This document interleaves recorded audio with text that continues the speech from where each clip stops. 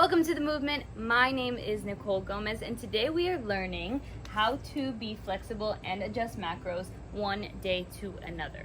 So if you have not watched my last episode on how to adjust within the same day, make sure you go and do that. This will branch off of that.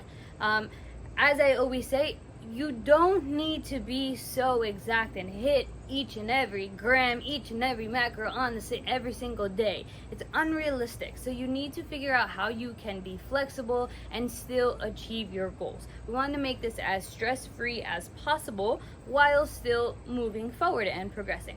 My coach used to say, like, rob Peter to pay Paul. So you're taking from one day and then you're adding to another, or you're just, pulling and taking, whatever the case may be.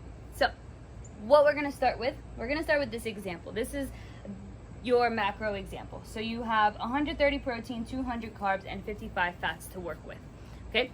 Now, let's get into the math first. Carbs and protein are 4 calories per gram. So if you want to know how many calories this is, you're going to multiply that by 4, and you're going to multiply that by 4. Fats, they are 9 calories per gram. So that's where it gets a little tricky. So if you want to know how many calories that is, you're going to multiply by 9, add those all together. Those are your calories for the day. So how can you adjust from one day to another? For today and tomorrow, I want to make it work where I kind of am staying on track and I'm being flexible at the same time. Now let's say tomorrow you're going to have a high fat dinner. You're going out to eat or whatever the case may be. You just know what you're having for dinner.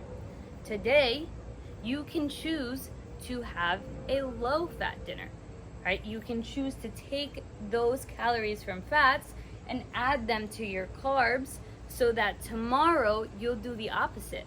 You're gonna pull from your carbs and you're going to add to your fats. Now you can figure that out with the numbers that we learned in the first video, but I will explain again. If you know you're going to have, you put it in your tracking app previously, you know you're going to have 71 fats for that day, whatever the case may be. You are going over 16 grams. The day before, you can pull those 16 grams. Right? If you want to stay within those calories, you know you're going over 16 grams, you're going to multiply that by 9. You're going to find that that is 144 calories. With that 144 calories, you're going to divide that by 4 for your carbs. That is 36 grams of carbs. So you're going to take 36 grams of carbs and you're going to add those calories to your fats. That is just a way to make those work together. And the same thing is going to apply for every other macro. Let's say today I have a low protein day. I'm just not in the mood for protein foods. I'm just having a whatever. Tomorrow, I say, okay, I'm going to go over a little bit. I'm going to go over 20 grams because the day before I didn't have those 20 grams. I only had 110. So yeah, you're having 150. If that's good for your, your gut, you're able to digest it fine. Right? It's not a big deal. It's only 20 grams, but that's a way to just add it. And yes, it's not within the same 24 hours, but it's in the same 48 hours, and that's pretty close. Same thing if, you want to just be flexible within your week. You can pull things and add to, other days of the week. Another way to do this, let's say Saturday is a holiday or whatever. You're doing something. You're going, you're drinking, there's going to be a lot of food. And you don't want to be super restrictive on that day because you want to be able to eat, you want to be able to drink. What can you do in order to drink and still eat? And you don't have to just eat very little. What you can do is pull a little bit from each day. A little hack that I used to do is if I know on Saturday I'm gonna drink a good amount of food, I would drink a good amount of alcohol. You can pull like a shot or add a shot to each day. So Monday, Tuesday, Wednesday, Thursday, Friday, you add a shot. It's a lot of shots, whatever. You do you. So you're adding a shot. You're not actually eating that shot or having those calories, but you're adding it into it so that you're saving those calories for the weekend. Now, you should not be doing this all of the time. You should not be completely binging on your weekends or binging on one day, but here and there it can help. Or maybe if you just know I'm gonna have 2 glasses of wine, pull from the day before, or even do it vice versa.